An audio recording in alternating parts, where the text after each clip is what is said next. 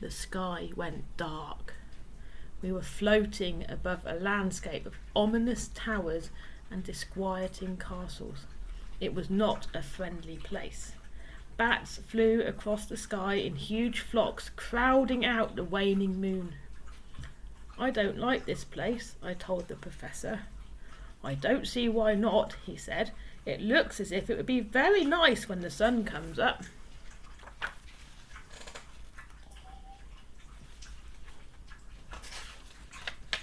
There was a loud flut, and where the bats had been fluttering, several pallid people were now standing.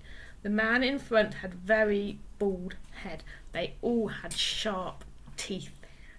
"We are vampires," they said. "What is this? Who are you? Answer us or we will vivisect you." "I am Professor Steg," boomed the Stegosaurus.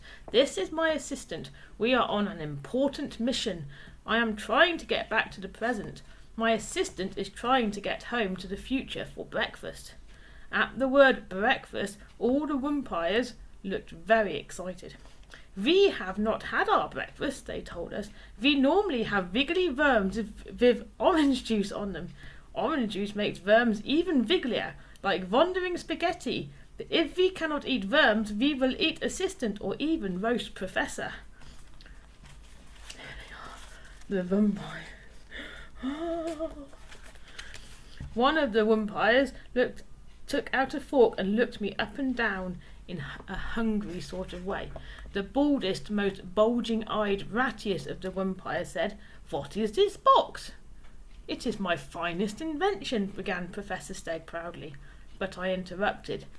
"It is to keep sandwiches in," I said. "Sandwiches?" said the vampire. "Sandwiches," I said, with as much certainty as I could muster.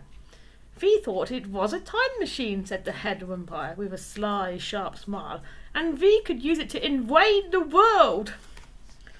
"Definitely sandwiches," I told him. "What happens if I press this button then?" asked a lady vampire. She had long black hair that covered most of her face and peered out at the world with one suspicious eye. She pressed the button. We went forward 6 hours in time. "See," said the professor happily, "all this place needs to brighten it up is a little bit of sunshine." The head vampire said, "What?" and dissolved into a cloud of oily black smoke. So did all of his friends.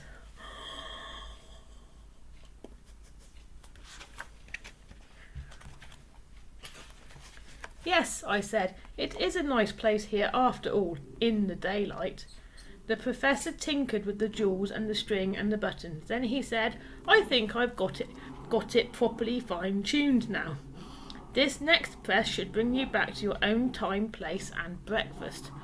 But before the tip of his tail could touch the button, a voice said, "I'll explain later. Fate of the world at stake."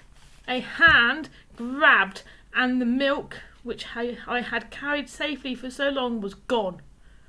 I turned in time to catch a glimpse of a fine-looking gentleman with his back to me, holding my milk, and then the hole in space through which he had reached was closed. Can you see? Oh, no. My milk! "He said he'd explain later," said the professor. I'd be inclined to believe him. The hole in space opened again. A voice shouted, "Catch!" and the milk came rocketing through. Fortunately, the milk struck me in the stomach, and in clutching my hand to my belly, I caught the milk. "There," said the professor, "everything is back to normal." "He did say he'd explain later," I pointed out, "and that wasn't much of an explanation." "But it's not later yet," said Professor Steg. "It's still now. It won't be later until later." He was arranging pebbles and stones and string on top of the time machine box. "Final coordinates entered," he said, "and then it's off to your house for breakfast."